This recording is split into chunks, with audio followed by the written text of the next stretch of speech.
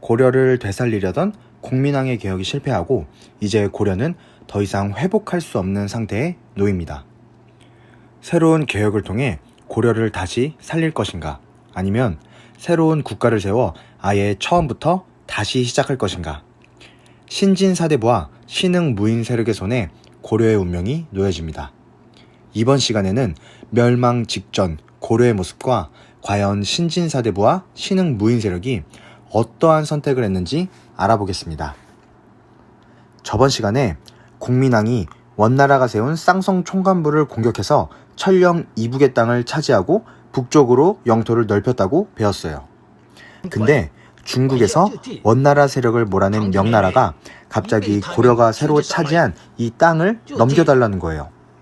명나라는 원래 천령 이북의 땅이 원나라의 땅이었으니 원나라를 이은 자신들이 이 땅을 다시 가져야 한다고 주장했어요. 그리고 이 지역에다가 천령 위를 설치하겠다고 했죠.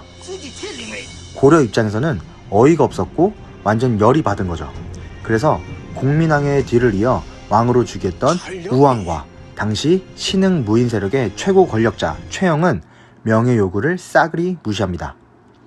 그리고 지금 명나라가 원나라와 아직 싸우고 있으니 이 틈을 타서 옛 고구려 땅인 요동을 차지하자고 주장하기까지 하죠. 우왕과 최영은 이 요동 정벌 작전을 적극적으로 추진하고 또 다른 신흥무인 세력 이성계는 이에 대해 결사적으로 반대합니다. 그러면서 요동 정벌이 왜 불가능한지 4개의 근거를 제시하죠. 그 내용이 다음 사료에 있어요.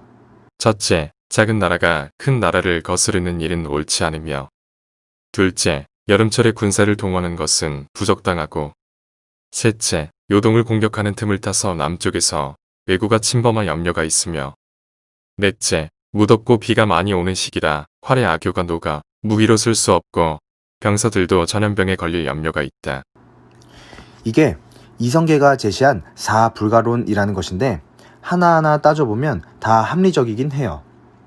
실제로 이후 명나라가 원나라를 완전히 멸망시키고 국력이 굉장히 커진단 말이죠.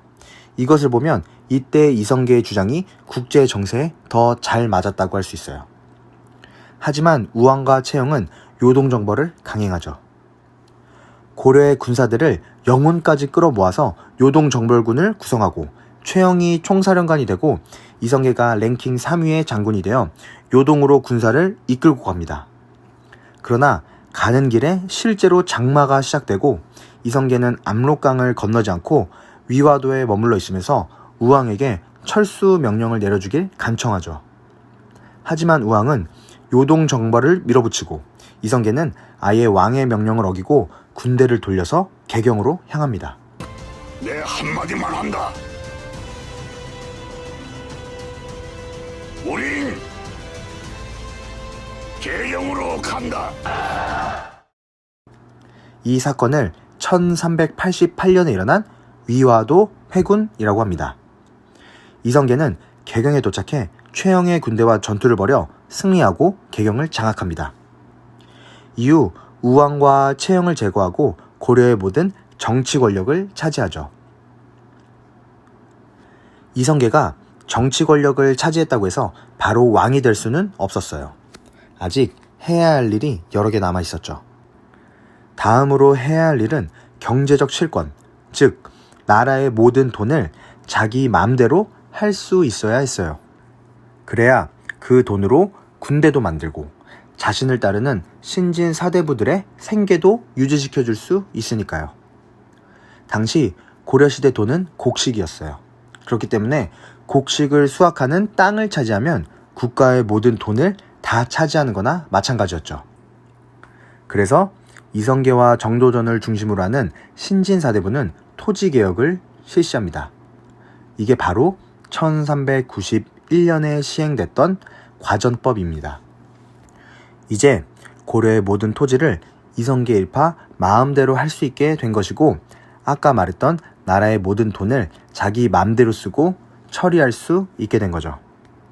이 과전법으로 이성계와 정도전 일파는 권문세족의 토지를 다 빼앗고 이를 자신들을 따르는 신진 사대부들에게 다시 나누어줘요. 자기 맘에 들고 자신을 따르는 사람들한테는 땅을 주고 자신에게 반대하는 사람들의 땅은 다 빼앗으면서 고려의 신하들은 더 이상 이성계 일파에게 적극적으로 대항하지 못하게 되죠. 하지만 끝까지 반대하던 세력이 남아 있었어요. 신진사대부 중 고려 왕조를 유지하며 온건한 개혁을 하자고 주장했던 세력이 있었는데 대표적인 인물로 정몽주가 있어요. 이성계도 정도전도 정몽주를 굉장히 존경하고 있었기 때문에 함부로 어떻게 제거하지 못했어요.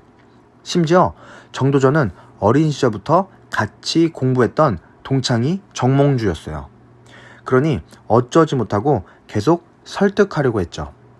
하지만 고려 왕조를 유지하자고 주장하는 그 사대부들의 대표자가 정몽주였기 때문에 정몽주를 설득시키거나 아니면 설득시키지 못하면 제거해야만 새 왕조를 세울 수 있었어요.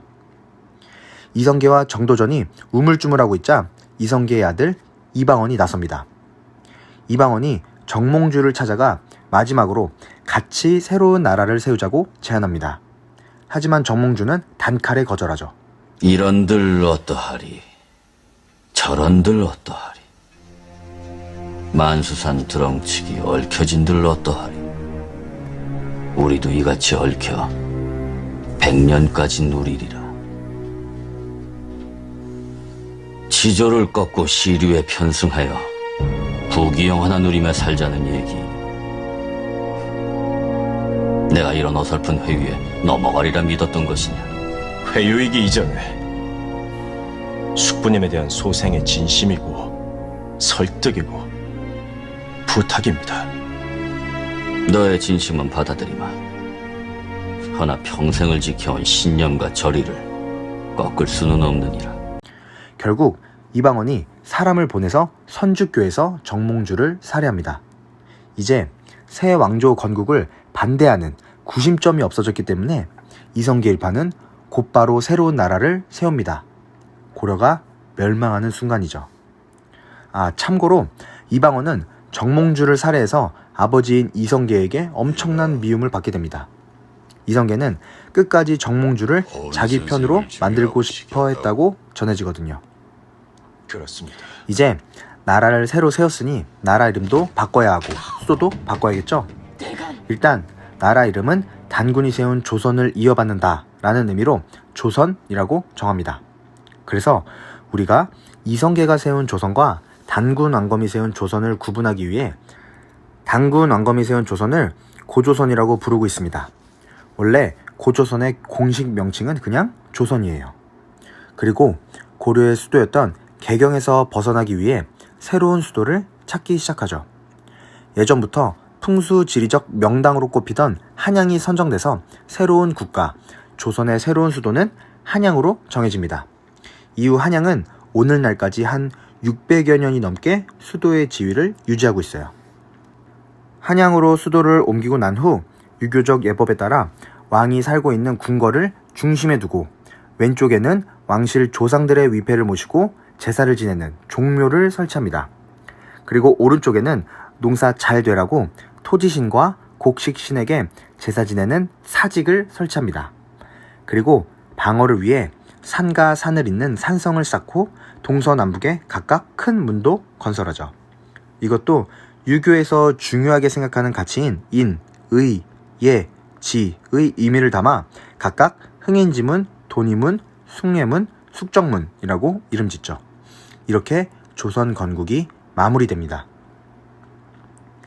조선의 건국은 그냥 왕조가 왕건의 왕씨에서 이성계 이씨로 교체된 것만이 아니라 거의 모든 분야에서 새로운 변화를 가져왔다는데 의의가 있어요.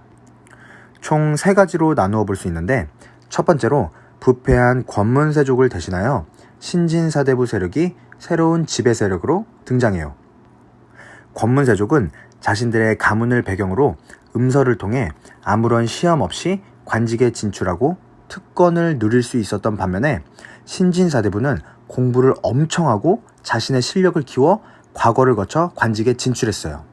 이러한 신진사대부가 새로운 나라, 조선의 지배 세력이 되면서 관직에 진출하기 위해서는 과거가 매우 중요해졌고 그 결과 조선에는 가문의 배경보다는 개개인의 학문 실력이 중시되었죠. 두 번째로 과전법을 통해 토지 제도의 개혁이 이루어졌다는 거예요. 이전에 권문세족은 농민들의 토지를 강제로 빼앗고 농민들을 자신의 노비로 만들었어요. 당시 권문세족은 자신들의 땅의 경계를 명확하게 정하지 않고 어정쩡하게 정해서 하나의 땅에 땅 주인이 서로 겹치는 현상이 많았어요. 예를 들면 A라는 땅이 있는데 여기 주인이 B 한 명이 아니라 C도 자신의 땅이라고 하고 D도 자신의 땅이라고 하는 거죠. 그러니 A라는 땅을 빌려서 농사짓는 농민은 토지 대여료를 B, C, D 모두에게 내야 했죠. 원래 내는 대여료의 3배를 내게 되는 거예요. 그렇다고 반항하면 농사를 못 짓게 하니 반항도 못하고요. 신진사대부는 이 문제점을 간파하고 새로운 토지제도, 과전법을 시행하면서 권문세족의 땅을 다 빼앗고 하나의 땅에 한 명의 주인만 있도록 토지를 분배합니다.